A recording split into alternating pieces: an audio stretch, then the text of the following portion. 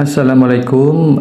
Kita sekarang mendapat orderan tentang judul penelitian, judul skripsi dan tesis itu dari klien kami itu prodi keperawatan. Nah, kemudian dari beberapa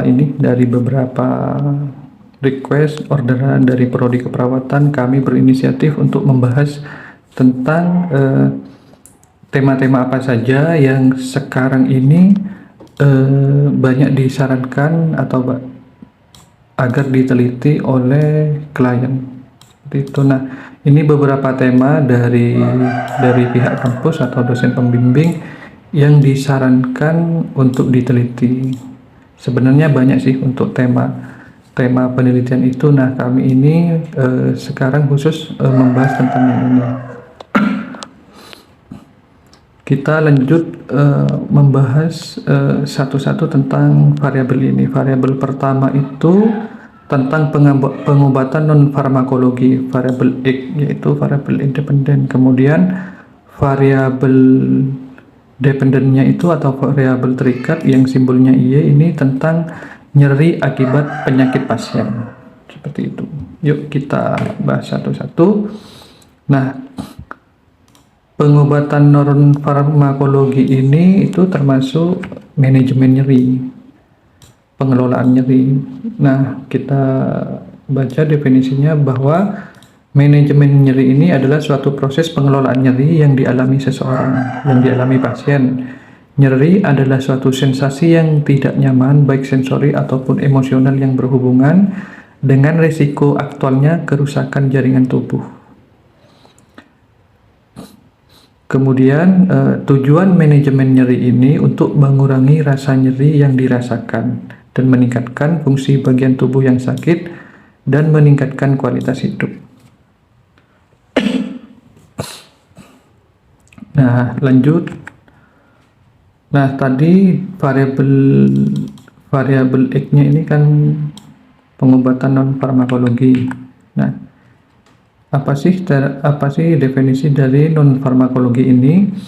Non farmakologi itu pendekatan pengobatan yang tidak melibatkan penggunaan obat-obatan atau zat kimia.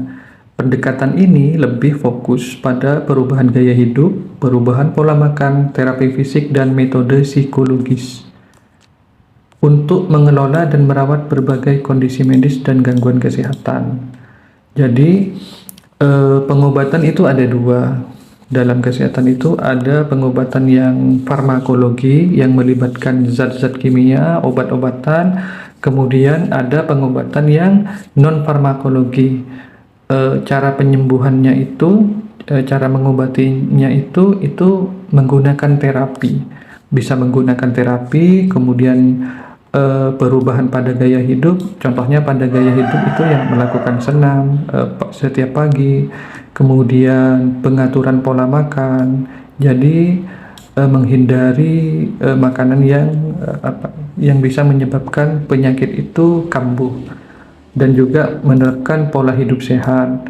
Kemudian terapi fisik, dan kemudian juga ada metode psikologis. Metode psikologis itu ada terapi musik seperti itu. Dan apa sih contohnya? Terapi non farmakologi ini berdasarkan riset kami dalam menangani klien itu kami menemukan beberapa terapi non farmakologi. Dan kalau dicari di googling ya, kalau terapi non farmakologi itu tidak hanya ini, banyak itu sih.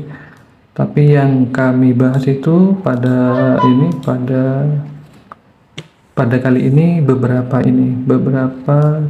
terapi yang kami sudah rangkum. Pertama ya, terapi non farmakologi itu ada terapi pijat yaitu medset. Kemudian terapi menggunakan kompres air hangat.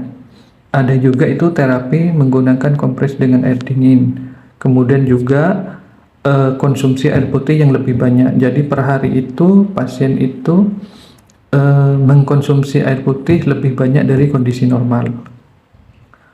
Kemudian ada terapi juga yang terkenal dari Cina yaitu akupuntur. Akupuntur itu menekan pada titik tertentu pada bagian badan kita itu menggunakan jarum.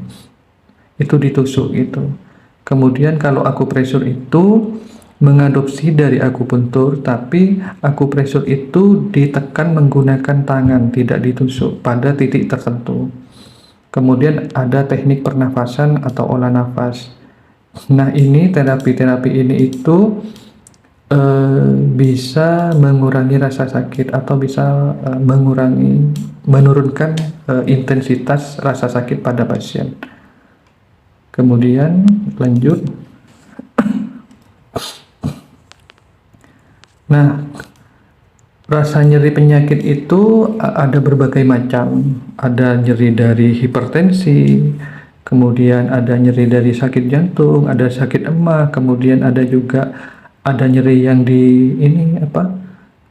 dari menstruasi, ada juga macam-macam, itu sangat banyak sekali. Nah, pada penelitian ini kami dengan klien itu membahas tentang sickle cell disease atau bisa disingkat itu SCD, yang dikenal dengan penyakit anemia sel sabit. Penyakit anemia sel sabit ini adalah kelainan genetik yang mempengaruhi hemoglobin dalam sel darah merah. Orang dengan SCD memiliki sel darah merah yang berbentuk seperti sabit yang bisa menyebabkan berbagai masalah kesehatan. Ini adalah kondisi seumur hidup dan memerlukan manajemen yang baik, tentunya manajemen nyeri. Nah, ini variabel X dan Y-nya sudah kita pahami. Kalau pengobatan non-farmakologi itu ada beberapa, ada terapi kompres air hangat, air dingin, kemudian ada terapi pijat, kemudian untuk nyerinya itu pada pasien itu kita menggunakan SGD.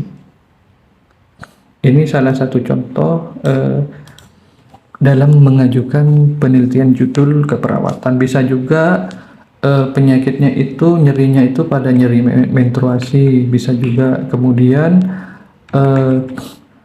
bisa juga hipertensi, kemudian bisa juga sakit mah, macam-macam itu. Tergantung minatnya klien itu, ketika kita diskusi itu minatnya apa. Nah, kemudian sifat penelitian ini itu penelitian eksperimen. Nah, kalau penelitian eksperimen itu ada kelas kontrol dan kelas eksperimen. Seperti itu, ada 2 kelas nantinya. Nah, di sini itu sifat penelitiannya pre-eksperimental, desain, non-desain, one group, post-test, dan pre-test. Jadi sebelum perlakuan itu diberikan tes, yaitu disebut pre-test. Kemudian setelah perlakuan atau setelah treatment, bisa disebut treatment atau intervensi, itu diberikan tes lagi, itu namanya post-test. Nah, kemudian teknik pengumpulan datanya itu observasi, pre-test, post-test, kemudian dokumentasi. Nah, ini judulnya sudah punya gambaran ya. Kemudian dalam pengajuan tesis atau skripsi itu setiap kampus itu punya prosedur masing-masing. Ada yang hanya membawa ada yang hanya mengajukan cukup judulnya saja, judulnya, kemudian penjelasan secara lisan. Ada juga yang bisa seperti itu.